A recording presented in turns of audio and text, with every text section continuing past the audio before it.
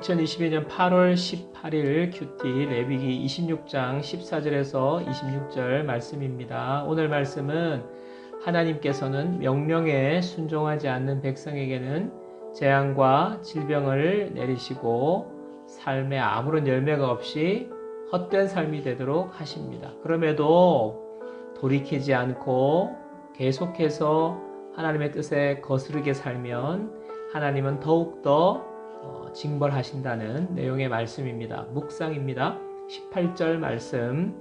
또 만일 너희가 그렇게까지 되어도 내게 청종하지 아니하면 너희의 죄로 말미암아 내가 너희를 7배나 더 징벌하리라. 21절 말씀. 너희가 나를 거슬러 내게 청종하지 아니할진대 내가 너희의 죄대로 너희에게 7배나 더 재앙을 내릴 것이라. 24절 말씀. 나 곧 나도 너희에게 대항하여 너희 죄로 말미암아 너희를 7배나 더 치리라. 오늘 본문에서 하나님은 7배나 너희를 치리라, 7배나 너희에게 재앙을 내리리라는 말씀을 3번이나 반복하십니다.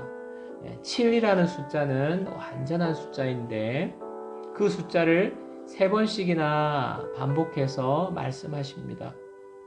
너희들이 명령을 지키지 않으면 내가 재앙을 내릴 건데 7배나 내릴 것이다. 힘들고 어렵고 고난과 재앙을 만나는 것도 너무너무 다시 일어나거나 우리가 살아가기 힘든데 7배의 재앙은 너무너무 무서운 것이죠. 하나님께서 왜 이렇게 무서운 재앙을 내리신다고 말씀하십니까? 왜 이렇게 철저하게 하나님은 징계를 하시겠다는 말씀을 하십니까? 하나님이 우리에게 화풀이 하는 것입니까? 무서운 하나님이라는 것을 말씀하시는 것입니까? 그렇지 않습니다.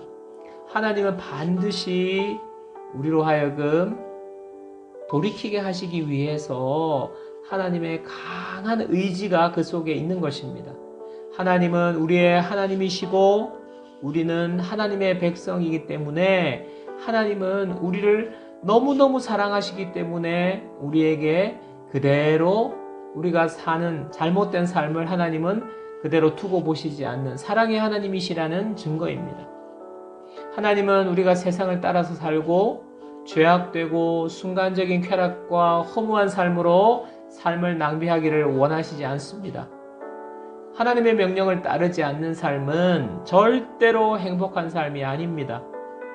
하나님은 우리를 사랑하시기 때문에 우리에게 완전하고 행복한 삶을 주시기 위해서 끝까지 포기하지 않으시고 징계하시기까지 해서라도 돌이키게 만드시는 것입니다. 끝까지 우리가 돌이키지 않으면 하나님도 포기하지 않고 끝까지 우리를 징계하십니다. 세상에 어느 누구도 하나님의 사랑을 이길 수 있는 사람은 없습니다. 완악하여서 돌이키지 않는 것은 우리가 그만큼 완악한 죄인이라는 것을 반증할 뿐입니다. 적용 질문. 내가 지금 일이 잘 풀리지 않고 열매가 없고 질병을 겪고 있거나 마음의 평안을 잃어버리고 있다면 혹시 하나님께 순종하지 않아서 하나님이 돌이키게 하시려고 징계하시고 있는 것은 아닐까요? 내가 고집스럽게 죄 가운데 행하거나 하나님께 순종하지 못하고 있는 것을 깨닫고 돌이키고 순종할 수 있게 해달라고 기도합시다. 다 같이 기도하겠습니다. 하나님 아버지, 우리를 하나님의 자녀로 삼으시고 우리의 하나님이 되셔서 우리가 살아가는 데 필요한 모든 것을 주시고 채우시고 열매를 주시는 하나님 감사합니다. 마땅히 우리가 하나님의 명령을 순종하며 살아야 하는데도 불구하고 죄인된 우리의 완악함으로 인해서 하나님의 명령을 어기고 순종의 자리에 나오지 못할 때가 있음을 고백합니다.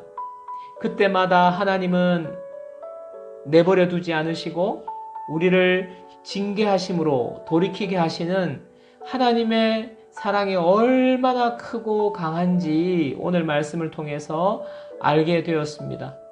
우리의 마음을 완악하지 않게 하시고 순종으로 나아가서 하나님의 복을 누리며 살게 하옵소서. 예수님의 이름으로 기도합니다. 아멘.